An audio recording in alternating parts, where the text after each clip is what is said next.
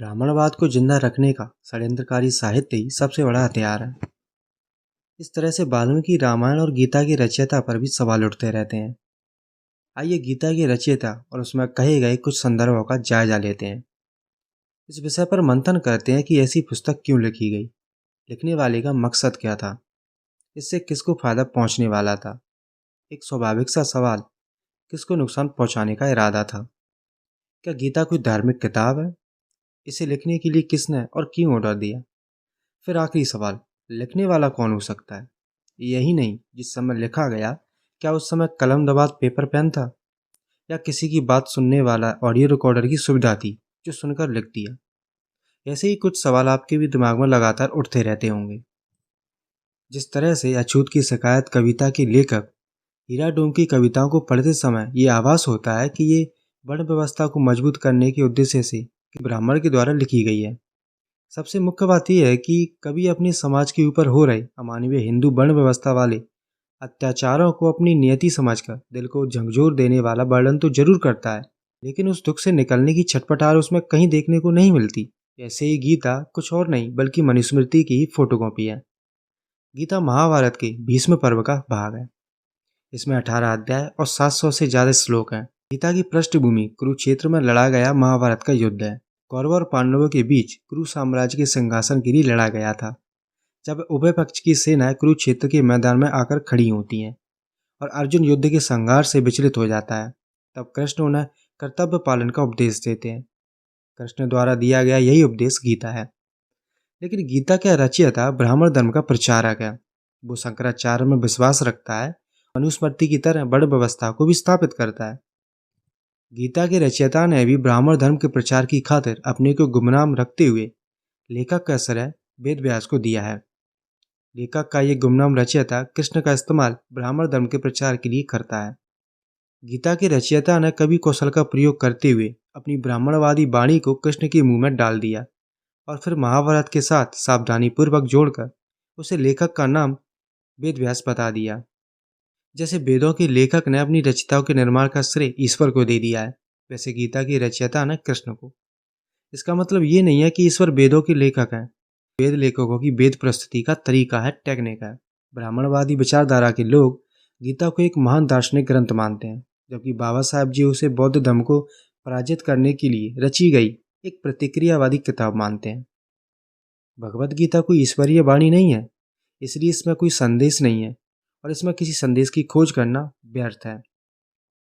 ये प्रश्न पूछा जा सकता है कि अगर भगवत गीता कोई ईश्वरीय वाणी नहीं है, कोई धार्मिक ग्रंथ नहीं है, तो फिर क्या है?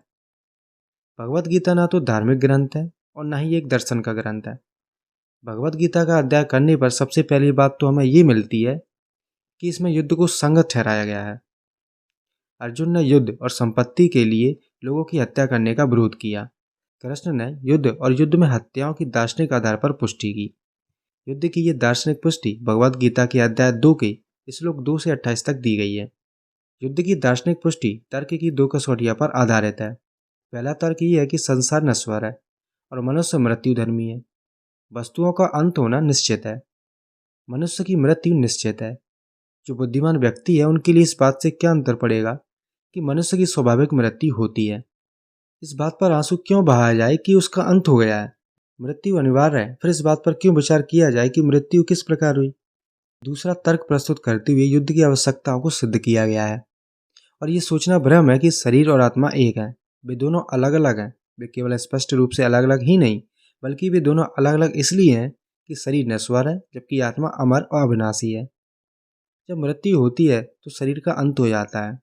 आत्मा का कभी विनाश नहीं होता और न ही आत्मा कभी मरती है। यहाँ तक कि वायु उसे सुखा नहीं सकती, अग्नि उसे जला नहीं सकती और न ही हथियार उसे काट सकते हैं। इसलिए यह कहना भूल है कि जब व्यक्ति मर जाता है तो उसकी आत्मा भी मर जाती है। वास्तव में स्थिति यह है कि शरीर मर जाता है, उसकी आत्मा मृत शरीर को उसी प्रकार त्याग देती है जैसे व्यक्ति अपने पुराने वस्त्रों को त्याग देता है। वो नए वस्त्र धारण करता है और अपना जीवन बिताता है। चूंकि आत्मा कभी भी नहीं मरती, इसलिए व्यक्ति की हत्या होने से उस पर कोई प्रभाव नहीं पड़ता। इसलिए युद्ध और हत्या जनित पश्चाताप नहीं होना चाहिए। यही भगवत गीता का तर्क है। कहा जाता है कि गीता का ज्ञान कृष्ण द्वारा दिया जा रहा था, तब सारी दुनिया रुक गई थी, समय रुक गया था। और अगर गीता कृष्ण ने नहीं लिखी, अर्जुन ने नहीं लिखी, तो गीता लिखने वाला था कौन? कौशाम्बी जी ने लिखा है कि बालादित्य राजा के राज्यकाल में बादरायण या उसके किसी अज्ञात शिष्य ने गीता की रचना की है। इसकी भाषा आधुनिक संस्कृत जैसी है। इसमें बुद्धिज्म के निर्वाण आदि शब्दों का मिलना इसे बुद्ध के बाद की रचना सिद्ध करता है। सुरेंद्र अज्ञात जी भी गीता के बारे में लिखते हैं कि गीता का रचयिता न संस्कृत व्याकरण का पूरी तरह ज्ञाता है और न उसे वेदों व दूसरे धर्म और दर्शन सिद्धांतों का ठीक से ज्ञान है। गीता में 176 की लगभग व्याकरण विषयक गलतियां मिलती हैं। 4 श्लोकों के बाद एक गलती कहीं संधि विषयक गलती है, तो कहीं गढ़ विषयक, कहीं समास विषयक गलती है, तो कहीं लकार विषयक। अतः ये निर्विवाद है कि गीता न कृष्ण की रचना है, न व्यास की, न किसी विद्वान की। ये किसी काम चलाओ किसी पंडित की रचना है, जो वेद, दर्शन और संस्कृत व्याकरण का भी ज्ञाता नहीं है। इस प्रकार निसंदेह रूप से ये बात प्रमाणित हो जाती है कि गीता कृष्ण के द्वारा न रची गई है, न कृष्ण का कोई उपदेश है। गीता में जो 12 अध्याय में सत्य साधक के जो गुण बताए गए हैं, वो बुद्धिज्म से चुराए गए हैं। बौद्ध वाङ्मय में इसे भावना कहती हैं। गीता का 16वां अध्याय पूरी तरह से बुद्धिज्म के धम्मपद और सूत्रपात से लिया गया है। गीता के दूसरे अध्याय में जो ब्रह्म प्राप्त करने के लिए सोपान बताए गए हैं, श्रद्धा, व्यवसाय, स्मृति, समाधि और प्रज्ञा, ये सब आरंभिक बुद्धिज्म में बतलाए गए हैं। बाबा साहब जी ने कहा है कि गीता ने निर्वाण सिद्धांत कहाँ से लिया। निश्चित ही ये सिद्धांत उपनिषदों से नहीं लिया गया, क्योंकि किसी भी उपनिषद में निर्वाण शब्द का उल्लेख नहीं है। ये बौद्ध धर्म से लिया गया है।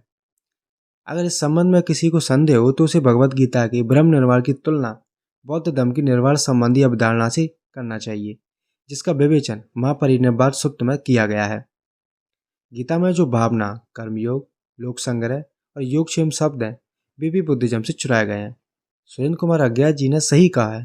बुद्ध और बुद्धिज्म की शिक्षा का मुकाबला करने के लिए ब्राह्मणों ने अपने ग्रंथों की नए ढंग से व्याख्या शुरू की। कई नए ग्रंथों की रचना की और नायकों और देवताओं को नए रूप में पेश किया। ब्रह्मसूत्र ऐसे ग्रंथों में मुख्य था, लेकिन वो सर्वजन सुखम नहीं था। इसलिए एक सरल ग्रंथ था भगवद गीता, जिसमें बुद्ध के स्थान पर कृष्ण को स्थापित किया गया। आगे के वीडियोस में हम बुद्धिज्म और गीता का तुलनात्मक अध्ययन करेंगे कि कैसे बुद्धिज्म के संदेशों, वाक्यों, उपदेशों आदि को चुरा कर गीता को बनाया गया। इसके लिए हम गीता के प्रत्येक अध्याय को वीडियोस के रूप में लाएंगे, जिससे हम सभी को अच्छे से पता चल सके कि झूठ के पांव नहीं होते। इसलिए गीता और बुद्धिज्म की तुलनात्मक अध्ययन से संबंधित वीडियोस को जरूर देखिएगा।